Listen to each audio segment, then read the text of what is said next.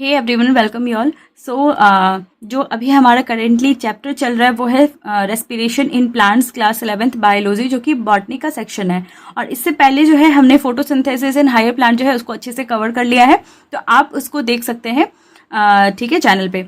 और कल वाली क्लास जो थी उसमें हमने बहुत सारी चीज़ें जो है रेस्पिरेशन इन प्लांट्स के ऊपर ऑलरेडी कर लिया है। और बेसिकली जो है रेस्पिरेशन इन प्लांट्स में हमने ये देखा था कि जो भी फूड हमारा तैयार हुआ है फोटोसिंथेसिस से, उस फूड की ब्रेकडाउन होगी और उस ब्रेकडाउन से हमें क्या मिलेगी, एनर्जी। क्योंकि ओवरऑल जो है हम फूड तैयार क्यों कर रहे हैं, क्योंकि हमें एनर्जी चाहिए वर्क करने के लिए।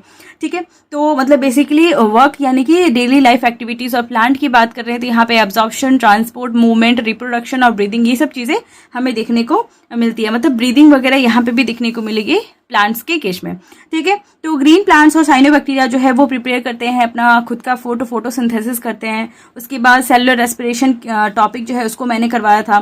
फिर फोटोसिंथेसिस कहाँ होता है, ये सब चीज़ें, और मैंने फोटोसिंथेसिस होता कहाँ है, ये सब चीज़ें तो ऑलरेडी मैंने उसी चैप्टर में बता दिया था। और उसके बाद मैंने आपको बताया था कि क्या प्लांट जो होता है वो भी ब्रीथ करता है, क्या प्लांट के पास स्पेशलाइज्ड ऑर्गन्स होता है, क्या प्लांट को जो है स्पेशलाइज्ड ऑर्गन की नीड होती है, डिमांड होती है। ये सारी चीज़ें जो है कल वाली क्लास में ही मैंने आपको बता दिया था। और कल वाली क्लास जो थी उसकी मोस्ट इम्पॉर्टेंट जो टॉपिक था वो था ग्लाइकोलिसिस, जिसको मैंने ईएमपी पाथवे भी कहा था। इम्बडेन, मेहरहॉफ और बार्नास, 3 साइंटिस्ट मिलके इस पाथवे को दिए थे। ग्लाइकोलिसिस का मतलब होता है बेसिकली शुगर की स्प्लिटिंग। ये एनारोबिक ऑर्गेनिज्म जो होता है इसके अंदर ओनली पाथ होता है रेस्पिरेशन का, क्योंकि एनारोबिक कंडीशन में भी क्या होता है, ग्लाइकोलिसिस हमें देखने को मिलता है। मतलब एब्सेंस ऑफ ऑक्सीजन जो होता है वहाँ पे हमें देखने को मिलेगा ग्लाइकोलिसिस। इसीलिए जो एनारोबिक ऑर्गेनिज्म होता है उसके अंदर ओनली पाथवे होता है फॉर रेस्पिरेशन के लिए। और बेसिकली ये साइटोप्लाज्म जो होता है सेल का, वहाँ पे देखने को मिलेगा। जो ग्रेट डिमांड होती है किसी भी सेल ऑर्गेनेल की वो यहाँ नहीं होती है, ये साइटोप्लाज्म के अंदर हमें देखने को मिल जाता है। जो ग्लूकोज होता है यहाँ पे पार्शियल उसकी ऑक्सीडेशन होती है और 2 मॉलिक्यूल ऑफ पायरुविक एसिड हमें बाद में जाके मिल जाता है। ठीक है, तो ये सारी चीज़ें हमने ऑलरेडी देख लिया था।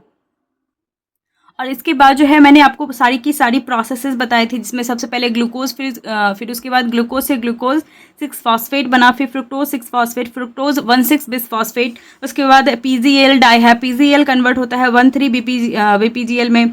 और उसके बाद 3 फॉस्फोग्लिसरेट, फिर 2 फॉस्फोग्लिसरेट, उसके बाद फॉस्फोइनोल पायरुवेट, और सबसे लास्ट में जाके जो है हमारा पायरुवेट हमें मिल गया था। तो ये सारी चीज़ें जो थी ऑलरेडी कल वाली क्लास में हो चुकी है, आप उसको देख सकते हैं। नेक्स्ट जो टॉपिक था हमारा that is the metabolic fate of pyruvate, जिसके अंदर मैंने आपको 3 चीज़ें बताया था, lactic acid fermentation, alcoholic fermentation और एरोबिक रेस्पिरेशन। और जो लास्ट टॉपिक हमारा था that is the aerobic respiration वाला पार्ट। और एरोबिक रेस्पिरेशन जो था उसके अंदर कंप्लीट ऑक्सीडेशन होता है, बेसिकली जो भी ऑर्गेनिक सब्सटेंस होता है उसका in the presence of oxygen, और यहाँ पे रिलीज होगी कार्बन डाइऑक्साइड, वाटर और greatest amount of the energy. ये most of the higher plants के अंदर देखने को मिलता है। यूकेरियोट में जो है ये हमें माइटोकॉन्ड्रिया के अंदर देखने को मिलेगा। और जो फाइनल प्रोडक्ट होता है ग्लाइकोलिसिस का दैट इज द पायरुवेट, यही जो होता है साइटोप्लाज्म से ट्रांसपोर्ट होता है, दैट इज दी बेसिकली यही ट्रांसपोर्ट होता है माइटोकॉन्ड्रिया के अंदर। और एकदम लास्ट जो है उसके अंदर मैंने आपको बताया था पायरुविक एसिड जो है वो कोएंजाइम ए और एनएडी पॉजिटिव के साथ मिल करके मैग्नीशियम आयन और पायरुवेट डिहाइड्रोजनेज की प्रेजेंस में एसिटाइल कोएंजाइम, कार्बन डाइऑक्साइड और NADH+H+ जो है ये तैयार कर लेता है। ठीक है, अब यही मैंने आपको बताया था कि यही एसिटाइल कोएंजाइम जो है ये इंटर करता है एक साइक्लिकल पाथवे जिसको TCA साइकिल या सिट्रिक एसिड साइकिल या सिट्रिक एसिड साइकिल भी कहते हैं। ठीक है, तो अब जो है हमारा जो है सिट्रिक एसिड साइकिल या TCA साइकिल जो है वो हमारा अभी से यहाँ से स्टार्ट होने वाला है। तो अपनी आज की जो क्लास है उसको हम सिट्रिक एसिड साइकिल जो है इससे स्टार्ट करते हैं। ठीक है, इसको हम बेसिकली TCA साइकिल भी कहते हैं या इसको क्रेब्स साइकिल कहते हैं। क्रेब्स साइकिल क्यों कहते हैं, क्योंकि जो इसके साइंटिस्ट थे जिन्होंने इसको डिस्कवर किया था सिट्रिक एसिड साइकिल या TCA साइकिल को, वो थे हैंस क्रेब, इसीलिए इस साइकिल को क्रेब साइकिल भी कहते हैं। तो साइंटिस्ट का नाम हम याद रखेंगे। और इन्होंने डिस्कवर किसमें किया था, फ्लाइट मसल जो होता है पिजन का उसके अंदर देखने को मिला था। और ये जो TCA साइकिल होता है वो कहाँ पे हमें देखने मिलता है, जो माइटोकॉन्ड्रिया की जो मैट्रिक्स होती है बीच वाली पार्ट, वहाँ पे हमें ये चीज़ें TCA साइकिल जो होता है वो देखने को मिलता है। अब जो है हम साइकिल को देख लेते हैं, ठीक है, पूरा का पूरा साइकिल को। सबसे पहले हमारा जो पायरुविक एसिड है उससे हमने एसिटाइल कोएंजाइम तैयार किया। इसमें अंदर हमें कोएंजाइम और NAD पॉजिटिव जो है वो हमने लिया, ठीक है। अब इस एसिटाइल कोएंजाइम जो है ये एक 2 कार्बन का कंपाउंड है, ठीक है। यहाँ से हमें सिट्रिक एसिड बनाना है। सिट्रिक एसिड बनाने के लिए क्या करेंगे कि ये 2 कार्बन का कंपाउंड है, तो सबसे पहला जो कंपाउंड हम लेंगे जो कि इसको 6 कार्बन में कन्वर्ट करेगा, क्योंकि सिट्रिक एसिड जो होता है वो 6 कार्बन का कंपाउंड है और एसिटाइल कोएंजाइम एक 2 कार्बन का कंपाउंड है। तो हम कोई ऐसा एक कंपाउंड लेंगे जो कि 4 कार्बन का होता है। और जब हमने आपको C4 साइकिल बताया था तब मैंने आपको बताया था कि जो 4 कार्बन का कंपाउंड होता है वो OA होता है, that is the oxalo acetic acid. तो OA जो होता है इसको हम लेंगे और OA जो होता है ये एसिटाइल कोएंजाइम के प्रेजेंस में क्या बना लेता है, सिट्रिक एसिड बना लेता है। और ये प्रोसेस जो होता है उसको हम कहते हैं कंडेंसेशन। और कंडेंसेशन जो प्रोसेस होता है इसमें बेसिकली कोएंजाइम बाहर जाता है और बाहर से क्या होता है, वाटर यहाँ पे आता है। तो पहला स्टेप में वाटर ऐड होगा, कोएंजाइम बाहर जाएगा। पहले स्टेप को हम कंडेंसेशन कहेंगे और एंजाइम जो होता है यहाँ पे वो होता है सिट्रेट सिंथेज, ठीक है। उसके बाद जो है ये जो सिट्रिक एसिड है वो बेसिकली क्या होता है, सिट्रिक एसिड कन्वर्ट होता है आइसोसिट्रेट में। और यहाँ पे ये सिट्रिक एसिड 6 कार्बन का बन चुका है और यहाँ से भी ये 6 कार्बन कंपाउंड हमारा रहेगा ही। और दूसरा जो हमारा प्रोसेस होता है उसको हम कहते हैं आइसोमराइजेशन, ठीक है। और यहाँ पे जो एंजाइम इन्वॉल्व होता है उसको हम कहते हैं एकोनिडेज, ठीक है। उसके बाद आइसोसिट्रेट जो है ये कन्वर्ट होता है अल्फा कीटो ग्लूटारिक एसिड में और यहाँ पे ये होता है 5 कार्बन का कंपाउंड। तो अल्फा कीटो ग्लूटारिक एसिड जो है ग्लूटैरिक होगा। ग्लूटैरिक एसिड जो होता है ये 5 कार्बन का कंपाउंड है। तो 6 कार्बन से 5 कार्बन हुआ, यहाँ पे एक जो होगा कार्बन डाइऑक्साइड यहाँ पे रिलीज होगा और यहाँ पे एंजाइम क्या लगेगा, that is the isocitrate dehydrogenase, ठीक है। और यहाँ पे NAD जो होगा वो NADH2 में कन्वर्ट हो जाएगा, ठीक है। इसको हम कहते हैं ऑक्सीडेटिव डीकार्बोक्सिलेशन। यहाँ पे एक कार्बन डाइऑक्साइड रिमूव हो रहा है इसलिए इसको हम डीकार्बोक्सिलेशन कहेंगे, ठीक है। अब हमारा 5 कार्बन का compound that is the alpha keto glutaric acid हमारा बन चुका है। अब अल्फा कीटो ग्लूटारिक एसिड जो है ये कन्वर्ट होगा सक्सिनाइल कोएंजाइम A में। सक्सिनाइल कोएंजाइम A जो होता है ये 4 कार्बन का कंपाउंड होता है और यहाँ से भी क्या होगा, एक कार्बन डाइऑक्साइड रिमूव होगा और एक कोएंजाइम ऐड होगा और इस प्रोसेस को हम कहते हैं ऑक्सीडेटिव डीकार्बोक्सिलेशन, क्योंकि यहाँ पे भी क्या हो रहा है, एक कार्बन डाइऑक्साइड जो है वो रिमूव हो रहा है। एंजाइम जो है यहाँ पे लगेगा alpha keto glutaric acid dehydrogenase, ठीक है। तो इसको भी हम याद रखेंगे। उसके बाद जो सक्सिनाइल कोएंजाइम A है ये कन्वर्ट होता है सक्सिनेट में और यहाँ पे जो होता है डायरेक्ट ATP हमें नहीं मिलता है, सबस्ट्रेट लेवल फॉस्फोराइलेशन जो होता है वो हमें देखने को मिलता है। डायरेक्ट ATP ही हमें देखने को मिलता है जिसको हम सबस्ट्रेट लेवल फॉस्फोराइलेशन कहेंगे। तो इसमें सबसे पहले क्या होता है कि GDP जो होता है वो GTP में कन्वर्ट होता है और GTP जो होता है ये वापस से जब ATP बनाएगा, बेसिकली ये GTP जब GDP वापस से और इनऑर्गेनिक फॉस्फेट बनाएगा तो उसी एनर्जी से क्या होगा कि ADP कन्वर्ट हो जाएगा ATP में, ठीक है। तो यहाँ पे सक्सिनाइल कोएंजाइम जो है वो सक्सिनेट में कन्वर्ट हो चुका है। यहाँ पे जो एंजाइम लगेगा that is the succinyl coenzyme A synthetase, ठीक है। उसके बाद जो है सक्सिनेट जो है ये कन्वर्ट होता है फ्यूमरेट में। फ्यूमरेट RATE, फ्यूमरेट जो है ये भी 4 कार्बन का कंपाउंड होगा और यहाँ पे जो है FAD जो है वो कन्वर्ट होगा FADH2 में और यहाँ पे लगेगा सक्सिनेट डिहाइड्रोजिनेज। फ्यूमरेट जो है वो कन्वर्ट होगा मैलेट में और यहाँ पे क्या होगा, वाटर ऐड होगा और यहाँ पे जो एंजाइम लगेगा दैट इज द फ्यूमरेज। उसके बाद मैलेट जो है ये कन्वर्ट होगा वही OA में, that is oxalo acetic acid में और यहाँ पे जो है एंजाइम लगता है that is the malate dehydrogenase और यहाँ पे भी NAD जो है NADH2 में कन्वर्ट हो जाएगा। तो ये थी हमारी पूरी की पूरी दैट इज द ये TCA साइकिल, जिसमें सबसे पहले OA, फिर सिट्रिक एसिड, फिर isocitrate, alpha keto glutaric acid, succinyl coenzyme में, सक्सिनेट, फ्यूमरेट, मैलेट और वही फिर ऑक्सैलो एसिटिक एसिड, ठीक है। तो ये पूरा हमें याद होना चाहिए, एंजाइम याद होना चाहिए, प्रोसेस याद होना चाहिए, कितने कार्बन का है वो याद होना चाहिए, वाटर कहाँ पे ऐड हो रहा है वो याद होना चाहिए, कोएंजाइम कहाँ पे रिमूव हो रहा है, ओवरऑल हमें ये पूरा याद होना चाहिए क्योंकि यहाँ से डायरेक्ट क्वेश्चन आ जाता है, ठीक है। उसके बाद जो है हम ये देख लेते हैं कि हमें क्या क्या मिलता है आखिर इस साइकिल से।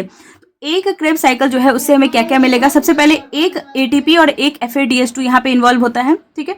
उसके बाद हम एक क्रेब्स साइकिल की बात कर रहे हैं यहाँ पे और 2 यहाँ पे हमें कार्बन डाइऑक्साइड मिल रहा है क्योंकि 2 कार्बन डाइऑक्साइड जो है वो रिमूव होता है। उसके बाद 3 NADH2 जो है वो भी मिलेगा हमें, ठीक है। तो बेसिकली एक ATP, एक FADH2, एक कार्बन डाइऑक्साइड और एक NADH2, ठीक है।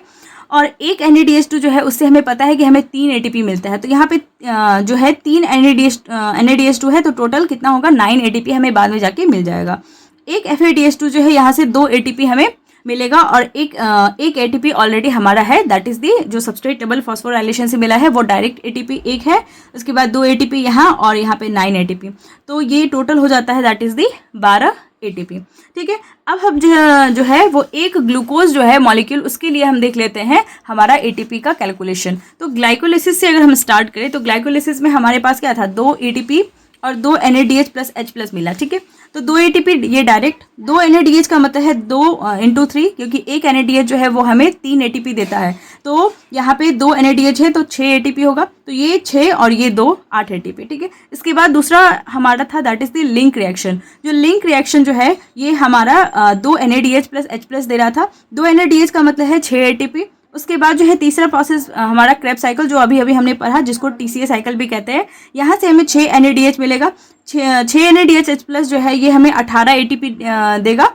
ठीक है, और प्लस जो है 2 FADH2 भी यहाँ पे मिल रहा है, तो यहाँ पे 4 एटीपी हो जाएगा, क्योंकि एक FADH2 जो है वो हमें 2 एटीपी देता है, तो 2 FADH2 जो है वो हमें 4 एटीपी देगा, और उसके बाद 2 एटीपी अलग से है हमारे पास। ठीक है, तो 18, 4 और ये फिर 2। ठीक है, तो टोटल जो है हमारे पास यहाँ से 38 एटीपी, 38 एटीपी जो है हमें मिल जाएगा बाद में जाकर के। ठीक है, अब जो नेक्स्ट टॉपिक है वो है हमारा that is the electron transport system या ऑक्सीडेटिव फॉस्फोराइलेशन। इसी प्रोसेस से क्या होता है, हमें वो टोटल एनर्जी जो है वो मिल जाता है, दैट इज द 38 एटीपी जो है इसी प्रोसेस के बाद हमें मिल जाएगा। यहाँ पे system involve in release and utilize the energy involve in NADH plus FADH2 में, और जो मेटाबॉलिक ये पाथवे होता है जहाँ से इलेक्ट्रॉन पास करेगा एक करियर से अनदर में, और इसको हम कहते हैं इलेक्ट्रॉन ट्रांसपोर्ट सिस्टम, जो कि प्रेजेंट होता है इन द इनर माइटोकॉन्ड्रिया की जो मेम्ब्रेन होती है वहाँ पे प्रेजेंट होता है। अभी तक जो है हमारे पास टोटल 4 एटीपी है 18 एटीपी में से, और जो माइटोकॉन्ड्रिया की जो मैट्रिक्स है उसके पास 10 NADH होगा और 2 FADH2 होगा। जो माइटोकॉन्ड्रिया की जो मैट्रिक्स है जहाँ पे हमारा ये बना हुआ है that is the TCA cycle चला है, वहाँ पे हमारे पास 10 NADH है टोटल और 2 FADH2 है, जो टोटल मिला के हमें 10 × 3 जो है 30 एटीपी और 2 FADH2 यानी कि 4 एटीपी, तो ये हो जाएगा 34 हो जाएगा, और उसके बाद 4 एटीपी ऑलरेडी हमारे पास है, तो दैट इज 38 एटीपी हमारे पास हो जाएगा। अब इस इलेक्ट्रॉन ट्रांसपोर्ट सिस्टम जो है इसके अंदर हमारे 5 कॉम्प्लेक्स इन्वॉल्व रहते हैं, जिसको हम कहते हैं कॉम्प्लेक्स 1 को कहते हैं NADH डिहाइड्रोजनेज, और ये सारे के सारे कॉम्प्लेक्स जो है इसका नाम हमें अच्छे से याद होना चाहिए।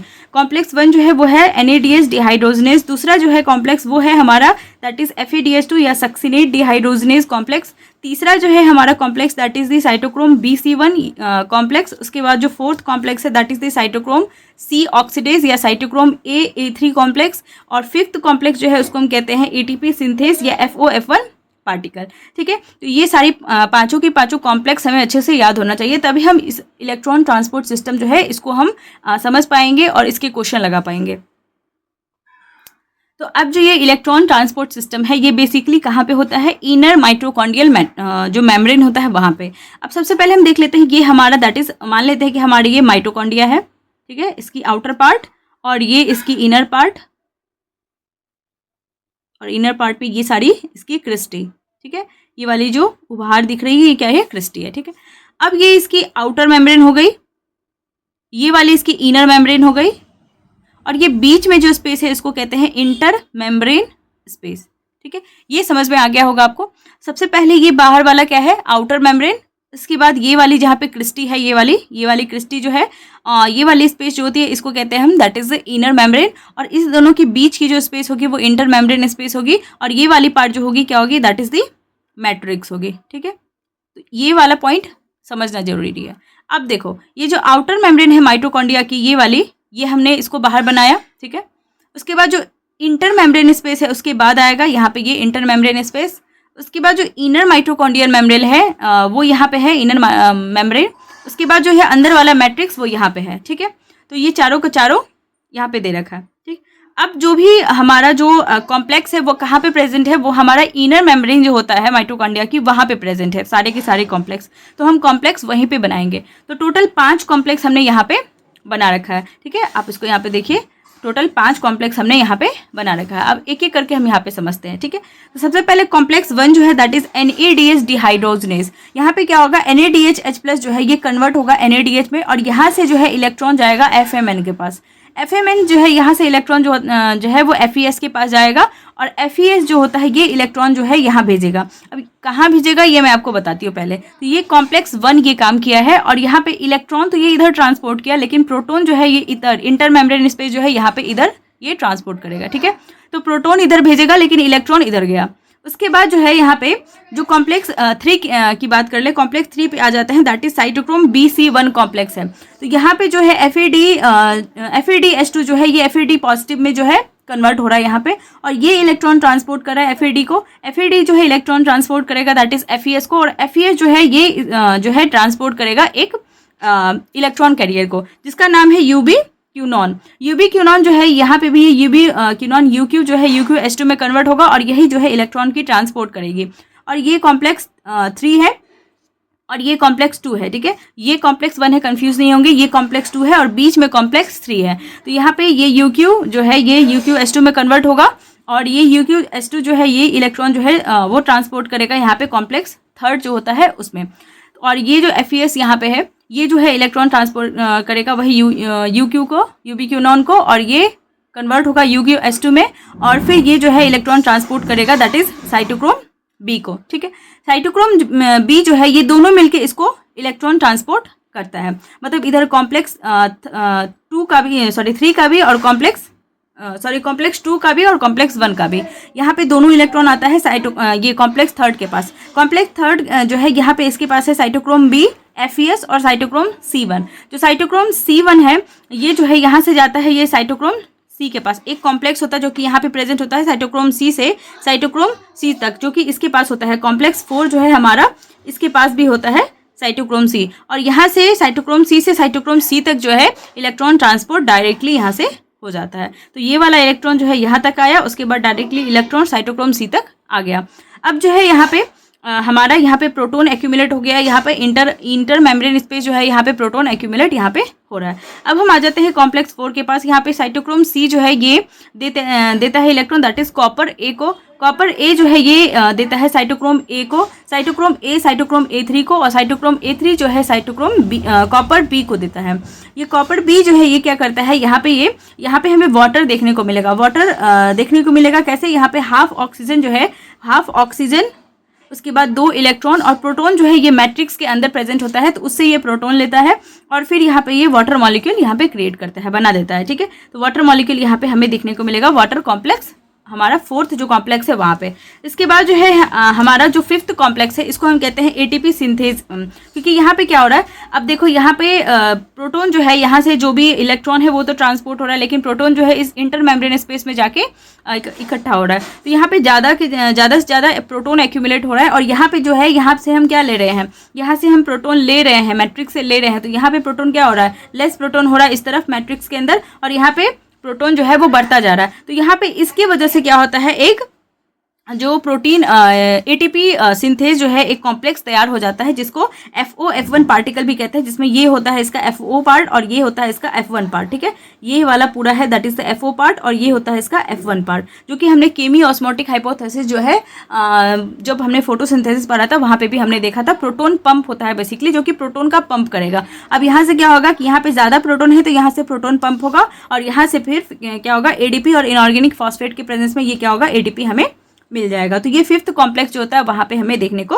मिलता है। तो हर एक 2 प्रोटॉन जो होता है उसके लिए हमें एक ATP तैयार हो जाता है। और ये जो हमारा था that is UB cytochrome C, जो साइटोक्रोम C था यहाँ पे वो जो ट्रांसपोर्ट कर रहा था इलेक्ट्रॉन को डायरेक्टली फ्रॉम द कॉम्प्लेक्स 3 से डायरेक्टली जो कॉम्प्लेक्स 4 के अंदर जो ट्रांसपोर्ट कर रहा था इलेक्ट्रॉन, उसको हम कहते हैं that is the mobile electron carrier, क्योंकि वो मूवेबल था इसलिए उसको हम मोबाइल इलेक्ट्रॉन कैरियर कहते हैं साइटोक्रोम C को। और जो मोबाइल इलेक्ट्रॉन कैरियर होता है ये प्रेजेंट होता है at the outer side of the inner membrane of the mitochondria. जो माइटोकॉन्ड्रिया की जो इनर मेम्ब्रेन होती है उसके बाहर की तरफ प्रेजेंट होता है ये साइटोक्रोम C कॉम्प्लेक्स। ठीक है, तो ये सारी चीज़ें थी हमारी इलेक्ट्रॉन ट्रांसपोर्ट सिस्टम को लेकर के। अब जो नेक्स्ट क्लास होगी वो बेसिकली हमारी इसके आगे जो टॉपिक होगा that is the balance sheet वगैरह हमारा बचा हुआ है, एम्फीबॉलिक पाथवे बचा हुआ है। तो इसके बाद एक क्लास के अंदर जो है हमारा ये चैप्टर भी जो है फिनिश हो जाएगा। और आई होप कि आपको जो है इलेक्ट्रॉन ट्रांसपोर्ट सिस्टम और TCA साइकिल जो है अच्छे से समझ में आया होगा, और नहीं समझ में आया है तो आप प्लीज़ इसको कॉमेंट में लिखिए, आप मैं उसको फिर से समझाने की जरूर कोशिश करूँगी। और हैंड रिटन नोट्स के लिए आप इंस्टाग्राम टेलीग्राम कहीं पर जुड़ सकते हैं, लिंक लिंक जो है ऑलरेडी चैनल पे दे रखा है, आप वहाँ से जुड़ सकते हैं। और तब तक के लिए stay tune, stay healthy and thank you.